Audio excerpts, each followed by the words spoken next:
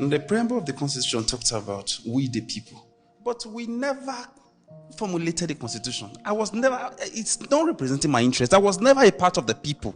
So as far as I'm concerned, that constitution needs total overhauling. We don't even have a constitution right now. Because right now it's being trampled upon a constitution where democracy can be suspended, because right now it's practically being suspended because every arm of government is not even dependent. Look at what is happening now. We are debating independent National Electoral Commission. We're trying to cage them. They're just manipulating our brains. Now you tell me we have constitution. As far as I'm concerned, they are doing what they like. So right now we need everybody to come on board. Each geopolitical zone, we have 6 geopolitical zones. Let each geopolitical zones come on board, bring in their people. In fact, we even had the conference that the Jonathan administration head of raised in the confab. Now what happened to that confab? Where everybody was represented. These guys are just, maybe when it comes to, because most times I don't want to be too emotional because it's annoying when you're talking about most of these things. But being in Nigeria right now, we don't still have a constitution because it's not being respected. The judiciary doesn't have a voice on their own. If you talk too much, you're being caged. The executive tramples on everybody. Even the legislator, they are not even legislating the way it should be. People that are expected to checkmate the executive are being caged. They are being remoted. Now you tell me we have a constitution. It's not being respected. So that is not constitution. Majority of the NAS members were not elected on the basis of credibility, capacity. You understand? Most of them were sponsored. Most of them manipulated their way there. As a matter of fact, they felt this is a benefit report for me. So they are not just representing the people, they are even just representing themselves. Look at the reference that my colleague just gave. There are some NAS members that have not even been to their constituency for years.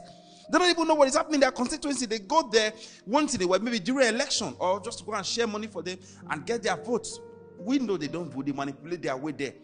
So the truth remains, NAS, like the leadership of the NAS right now, we don't even have leadership in NAS. We have remote control in NAS.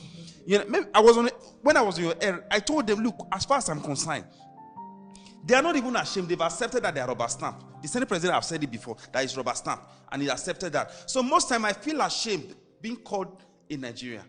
You understand? So that's why at times, okay, let them adopt the UARO. Let's not make decision whether we are moving to the UARO because the name have been bastardized already. Because we have NAS that are not ready to represent us. So if we have NAS leadership who have been handpicked by the executive, so you don't expect them to be able to checkmate the executive because their rights have been trampled upon. They don't have rights anymore. That's the problem. The right of the people who should checkmate the executive have been stolen.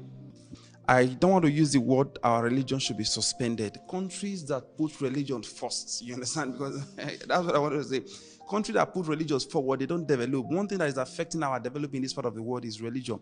We are divided among religion and ethnic line. I want a situation where you can live anywhere and vote anywhere and contest anywhere and represent your people where you are anywhere. I don't want to be in Abuja and I cannot contest in Abuja. I cannot vote in Abuja because I have not spent the studies. And no, if I am in Abuja, Abuja should be my. And I want a constitution where we will have our form should be place of residence, not state of origin. That should be strike out totally. It should be, in fact, it should be an offense. They should excommunicate it from our system. Any organization that puts state of residence is an offense. So it should be place of residence.